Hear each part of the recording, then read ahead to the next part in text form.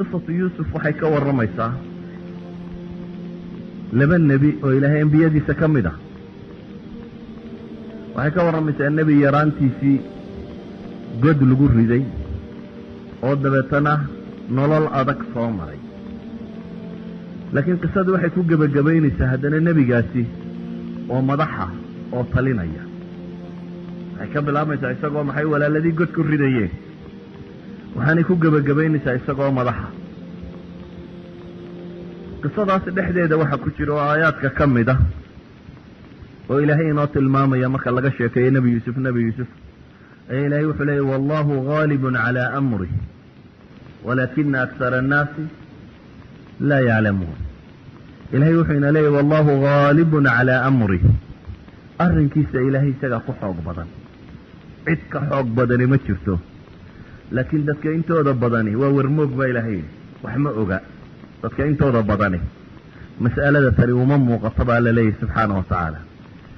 qisadatan waxaa kaloo ay tilmaamaysaa nebigii kale isna dhibtu haysatee wiilkiisu maqnaa oo carruurtiisii diraya goormuu diraya waa wakti dambe lacalla inay 20 sannadood meelahaasi ka dibtay yacni wuxuu dirayaa wakti inanku isagoo ghulaama buu ka tegey qur-aanku wuxuu inooga warramay isagoo fataa inay gabadhi doontay oo hunguraysay waxaa kaloo qur-aanku ka warramaya 9 siniin inuu xabsi ku jiray waxaa laga warramaya qur-aanku haddana inuu madax noqday madaxda inuu muddo ahaa wakhtigaasoo dhan isagoo odayga ka maqnaa waanu nebiyullaahi yacquub haynin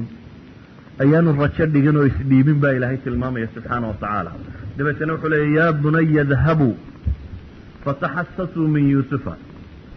yaa bunay idhabuu nebiyullaahi yacquub wuxuu leeyahay carruurtaydii taga oo fataxasasuu min yuusufa wa akhiih walaa tay'asuu min rawxi illaah inahu laa yay'asu min rawxi illaahi ila alqawmu alkaafiruun carruurtiisii wuxuu ku leeyahay ordoo baadi doontaga oo waxaa baadin doontaa nebi yuusuf iyo walaalkii oo walaa tay'asu ha quusanina ya'siyo idinku dhacin yay'asu ya'isa yay'asu iyo yay'isu labadaba fi luga alcarabiya yani mudaariceedu waa iskaga soo arooraa waana kelmadda waxiidkae fi luga alcarabiya ya iyo hamse isku xiga ku bilaabanta nebiyullaahi yacquub wuxuu ku leeyahay walaa tay'asuu min rawxi illaah walaa tay'asuu min rawxi illaah ha ka quusanina ilaahay subxaana wa tacaala naxariistiisa waayo inahu laa yay'asu min rawxi illaahi ila alqawmu alkaafiruun ilaahay subxaanahu wa tacaala naxariistiisa waxaa ka quusta oo qura kuwa gaaloobay walidalik baa ilaahay suuratu cankabuut wuxuu inagu leeyahy waaladiina kafaruu biaayaati illaahi wa liqaa'ih ulaa'ika ya'isuu min raxmatii wa ulaa'ika lahum cadaabun aliim ilaahayna wuxuu inoo taqriirinayaa qowlkaasi nebiyullaahi yacquub oo wuxuu leeyahay kuwa ilaahay aayaadkiisa ka gaaloobiya la kulankiisa kuwa unbaa ilaahay naxariistiisa ka quusta baa la leeyahy subxaana wa tacaala qisada tani waxay inoo tilmaamaysaa marka mas'ale aan runtii warwareeg badan u baahnayn qofka bini aadamka ee nool ee rumaysta waaqac iyo noloshu inaanu isbedelayn inuu saa ku soconaya waa geeri qadmaad waa geeriyooday jidhku waa soconayaa laakiin waa maxay waa qof geeriyooday hadduu fardi yahay iyo hadduu jamaaco yahayba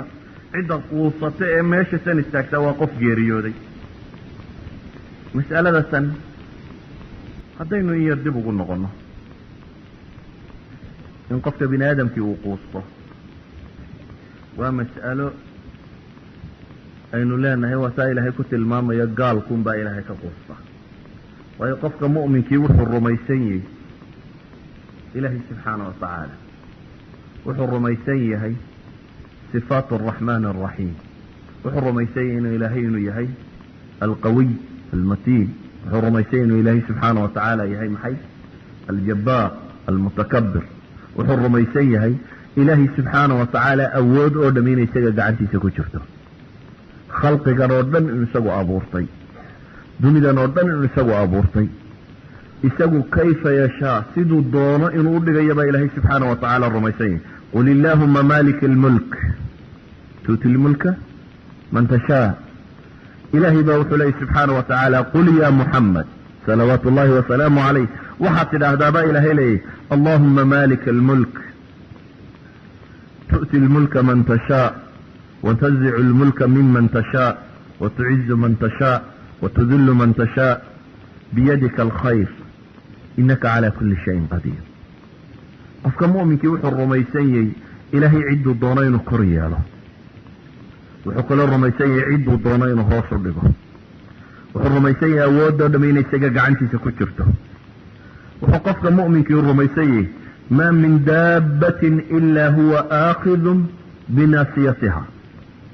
dhulka wax kor socdaa inaanay jirin ilaa iyo ilaahay subxaana wa tacaala inuu soo dahayo waana isaga marnaba ka baxsan karin wuxuu qofka mu'minkii rumaysan yahay wamaa yaclamu junuuda rabbik ilaa hu awoodda iyo ciidamada ilaahay subxaana wa tacaala isaga mooyaane inaan cid ogiba jirin inta ay tiri leegi qofka mu'minka hadduu caqiidadatan rumaysan yahay وأنه أهلك عادا الأولى وثمود فما أبقى وقوم نوح من قبل إنهم كانوا هم أظلم وأطغى والمؤتفكة أهوى قفك مؤمنك يوحو الرميسية إلهي سبحانه وتعالى أوديس من بلارم هدو عقيدة دا قفك مؤمنك هشته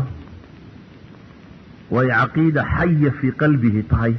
أنا هاي نظريات معرفية وشرح هذا فهمه